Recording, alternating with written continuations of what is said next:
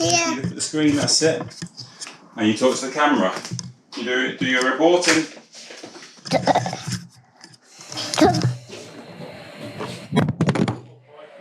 What happened?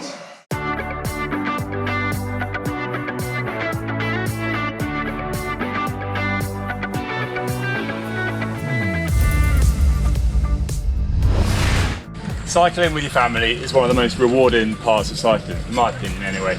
So today, I'm taking you all on a little ride with my family, Stacey and Jessie, and share some of the tips on how to do it just right.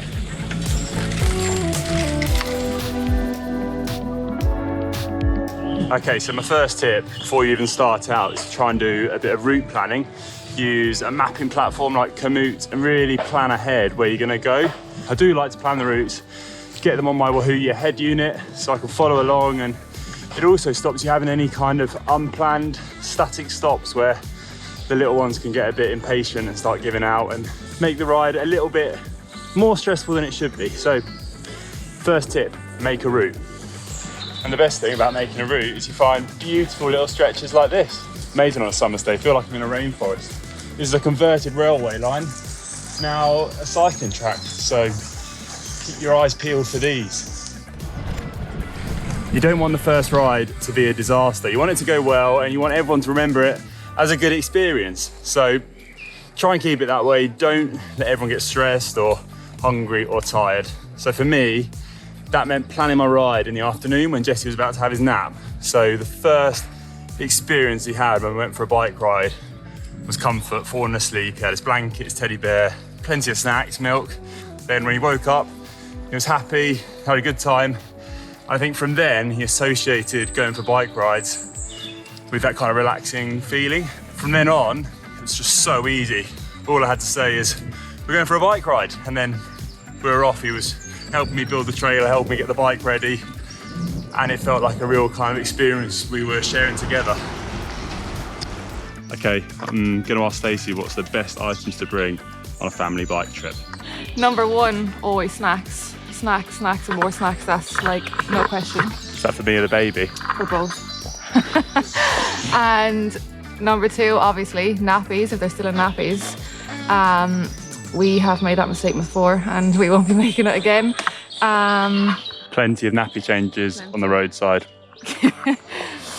And that's pretty much it. The only other thing is when Conor is planning his route, it always has to involve a playground somewhere en route, preferably at the end, so then they can nap and then they can get out and burn off some steam in the playground.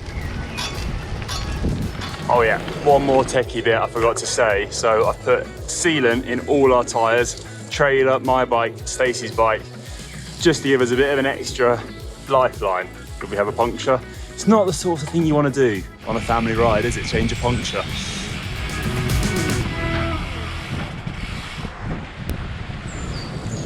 I would definitely also get lights on your bike, front and back, both bikes, everyone that is riding a bike, get them on. You want to be as visible as possible and also be prepared for any sort of scenario where you might need them, such as tunnels. Get your lights, get them on, turn them on.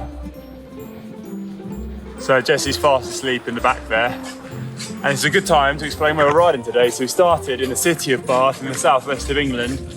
We started along the Two Tunnels Greenway, which is a beautiful bike route, about 10 kilometres long, and with no cars whatsoever. Heads through two old railway tunnels, one of which is the longest tunnel in the whole of the UK, cyclable tunnel. So it is actually very long. Then we've done a U-turn, we've come back, we're now heading on the bike path to Bristol. And I found a little swim spot on Komoot. So we're gonna have a little stop there, a few snacks, and see if we're actually able to swim in it. If you're wondering what the balloon's for on the trailer, I lost the flag, so that's my kind of DIY flag. Hello, here we are. Not that we need a hello, here we are, because we are quite obvious, but you know what I mean. Worth a treat, actually. Oh, we're here. So we can't get down for a swim. Beautiful river, but we are somewhat hindered by the fact we have a massive trailer on the back of the bike. So the search is still on for a nice swim spot on our ride. We found a park, so we didn't go swimming in the end because we couldn't get down to the river, so we're going to give that a try another day. But this is the focus for our ride today, park, which Jessie is very, very happy about. And it is a good thing to factor into your rides. You need to have a kind of focus point, somewhere to stop, so it's just one big trip, and the kids start getting a little bit bored. If they know they've got this to look forward to, you're on to a winner. What have you found? Park. A park? Yeah. What's your favourite bit? Swing. The swings.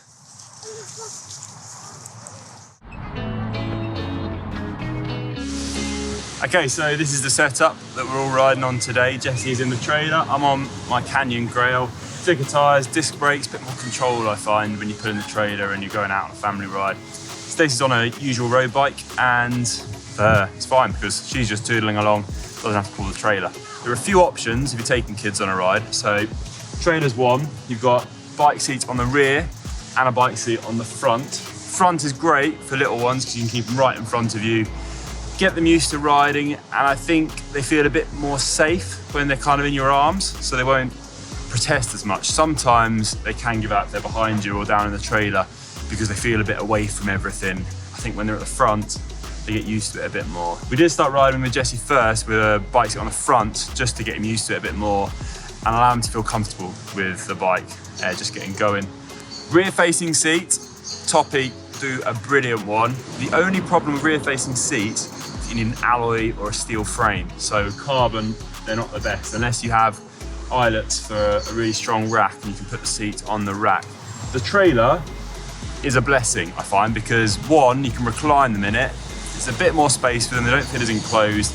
They can fall asleep very easily and just kind of relax. So yeah, I think you can do longer rides with the trailer, whereas the front and rear seats are a bit more convenient. So if you're going for short trips to the shops or you're just heading out the door quickly for a 30-minute ride into town, they're perfect. You just chuck them in. The trailer's a bit of faffing around unless you do have a garage, which you can kind of leave it all attached, which we don't. So I have to assemble it every time we go for a ride. Also, I did say about getting your kids used to whatever you're going to take them in on your bike. A good tip is when you first buy whatever you're going for, front seat, rear seat, trailer, is to get them to kind of help you build it to begin with, get them to open the box, get them to sit in it in your living room, just get them used to whatever you're going to carry them in, because when it comes to that first ride, they'll be so excited to get into it. I think you need to build up their excitement about the ride and about getting in these seats and getting in the bike and going for that ride, because that'll get them in the mood for it. I think if you just throw them in willy-nilly, then they might just take a fancy to complain about it and be a little bit stubborn, as you know, all kids can be. Mine can definitely be a bit like that. Also, in terms of safety, so whack your lights on, make yourself really visible, but also be really careful when you ride on open roads. Don't be scared of riding on the open roads. Be bold, be assertive with your place on the road, and don't let people kind of bully you. Because I think when you are riding with kids, people do kind of take a step back in terms of other vehicles and give you a bit more space. But at the same time, just look out for anyone who isn't paying attention. Try and stick to those minor roads. Pay attention at junctions when drivers might not be focusing fully. They're the key moments. Really need to focus and think about your surroundings. Good. One more tech tip I forgot to mention. If you can, get the easiest gears possible, because steep climbs with the added weight, you'll feel it. So if you can afford an easy gear, you go to spin a lot more, you have more control of the bike, and the ride will feel a bit easier because it is hard when you're just grinding over every single climb. So definitely get easier gears if you can.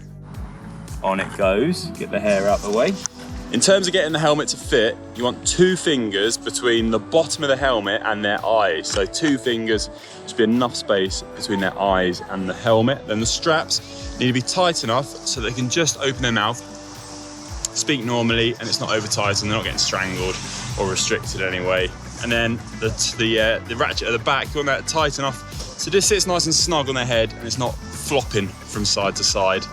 But at the same time, it's not over tight and it's not giving them any discomfort. Clap hands. Yay! Clap hands. Okay, so those are some of my top tips on how to ride with your family.